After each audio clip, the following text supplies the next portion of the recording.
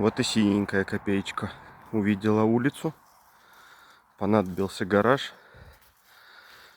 Выгнал ее, пока запустилось, все хорошо. Надо вот резонатор поменять, я привез. Может, сегодня еще поменяю. Стояла в гараже, первый выезд ее в этом году. Гараж понадобился форду вон покрасить. Зад таксист въехал, надо поправить.